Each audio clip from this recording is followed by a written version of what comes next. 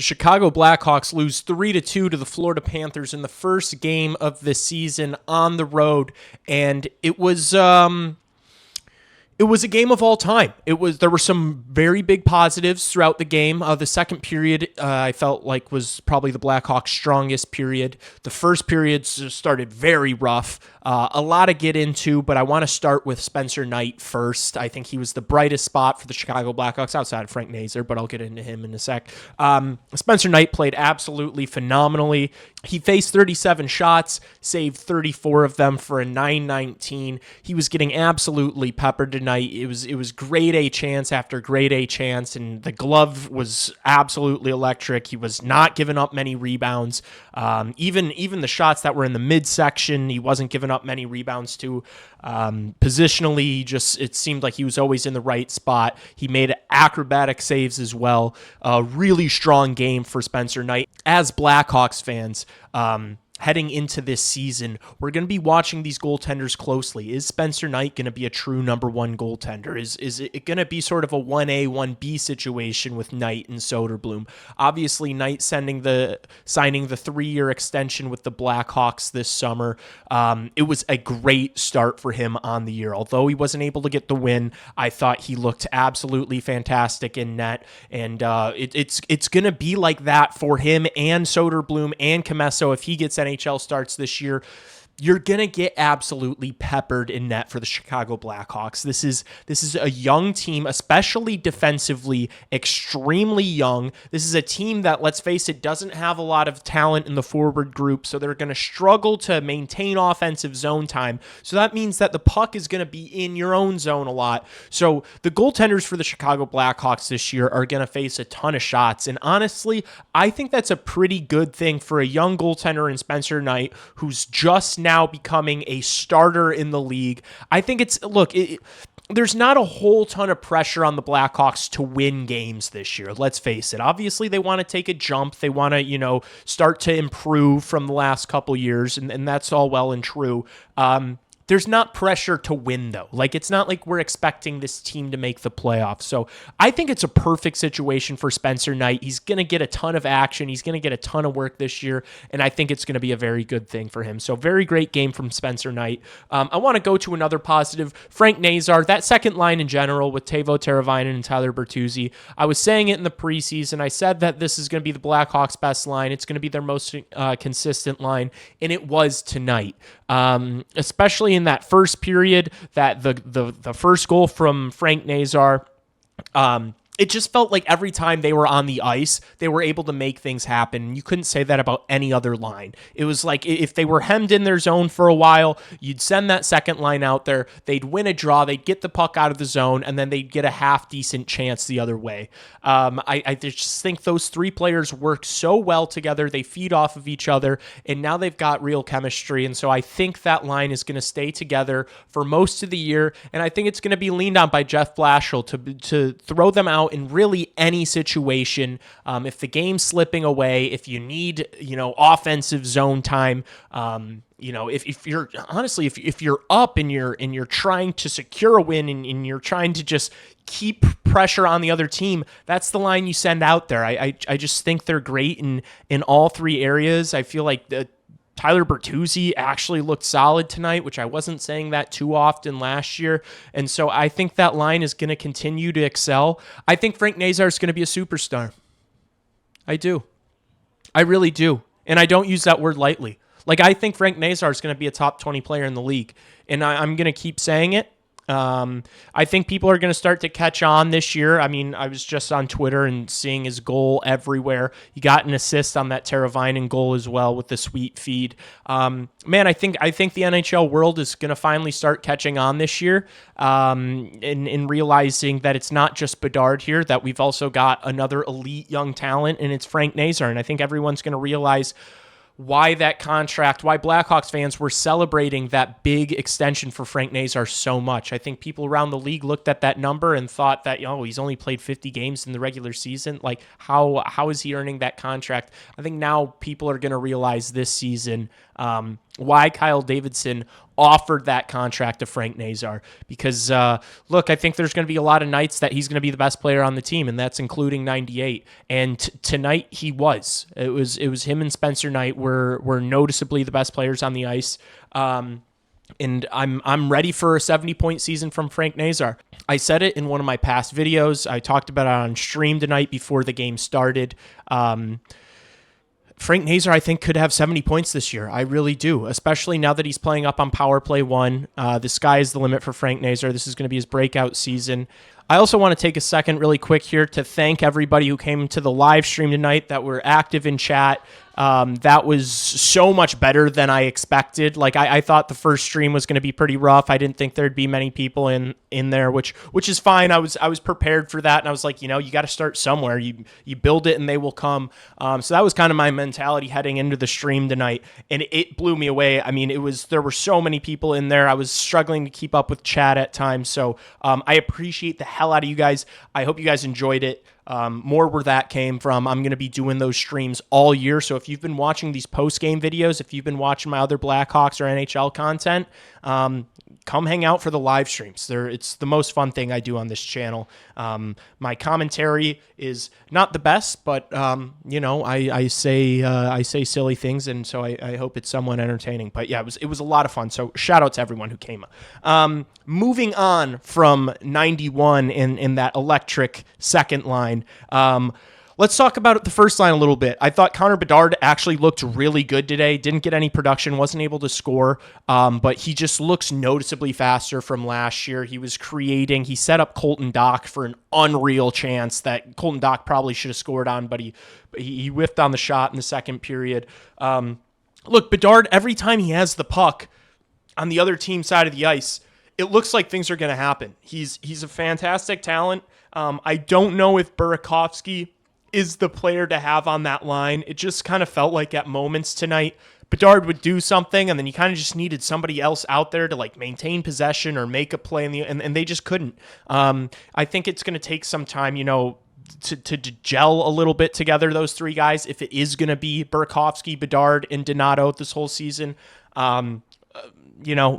We'll see. I think it's very likely that we see some other guys, maybe some young players like a Moore or a Lardis that might come into the Blackhawks lineup. I think those would be guys that you should test out on that first line, play with Connor Bedard and Ryan Donato. But I don't know.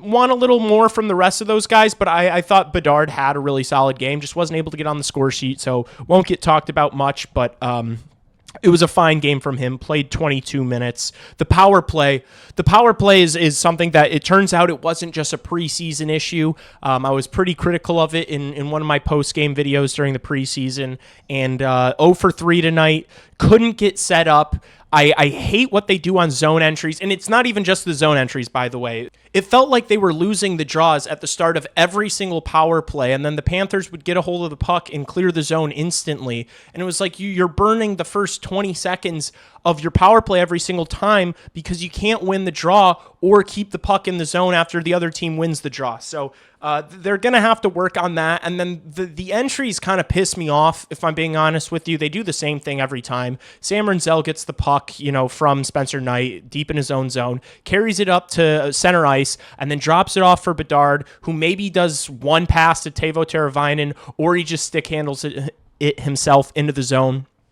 And it's just so obvious. They do the same thing every single time. It's so easy to prepare for, and they can't get set up on a lot of these power play opportunities. It's like maybe have Sam Renzel keep it every once in a while. Maybe every 5 times, Sam Renzel keeps it himself. Or maybe he dumps it off to Frank Nazar and let Frank Nazar try to carry it into the zone. Just do something different every 4 or 5 opportunities just to keep the defenses honest. Because when Sam Renzel's carrying that puck out of his own zone, you know what he's doing with it every single time, and it's just so easy to defend. And I think if this power play is going to get set up and they're going to be able to start cycling and start getting good opportunities, they gotta mix something up on the entries because it hasn't been good enough. It wasn't good enough in preseason. It wasn't good enough if you go back and watch the end of last year when all those young players started to come into the lineup and things started to turn around for the Blackhawks and things got a lot more positive and they were winning games to end the year. The power play started to really struggle. And They haven't adjusted, and I think they need to. I think they need to do something about the entries. They need to do something about getting a hold of the puck in the offensive zone when you're on the man advantage. Let's see. Other than that, yeah, solid game from Bedard. The middle six or the bottom six today was meh. Lafferty and Green had really short leashes. They only played like 8 minutes each. Didn't see that fourth line a ton. Ilya Mikheyev was solid. It was a classic Ilya Mikheyev game. He doesn't really turn the puck over. He doesn't hurt you. You might be able to catch him on a break just because he's so fast. He had one today. Wasn't able to capitalize on it, but it was a fine game from him. Colton Dach could be a guy you maybe throw on that line with Bedard. I wouldn't mind seeing Colton Dach a little bit up the lineup at times. Maybe not as a permanent move, but look, I think he does have some offensive upside, and I think he could benefit from playing further up the lineup. He did squander that chance that Bedard fed him with tonight, but I just think that's maybe an option. Maybe you put Burakovsky down on that third line, you bring Dach up, could be worth a look. Now, I do want to spend a bit of time talking about the defense. They all stunk in the first period, turned it around a bit in the second. It was a rough start from Artem Levshunov. It was a whole game, honestly. He had a stronger second period and was okay in the third, but that first period was a nightmare. He had like 2 or 3 turnovers. He took 2 penalties, which the Florida Panthers scored on one of. He had a couple plays where he tried to pinch, and then the Florida Panthers were going the other way on an odd man rush. It's hard to remember all the bad plays he made in the first period. It was really rough.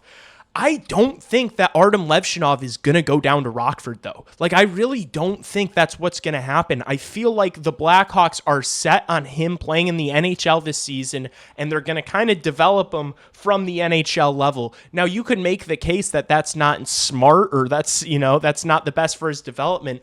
To me, that just kind of feels like what's going to happen. Because when I watch this game, when I watch this team, like my reaction to that game, what I would do is I would have Ethan Del Mastro go back to Rockford. You bring in Alex Vlasic back into the lineup. He goes back on the first pairing with Rinzel. You move Grzelcyk to that third pairing.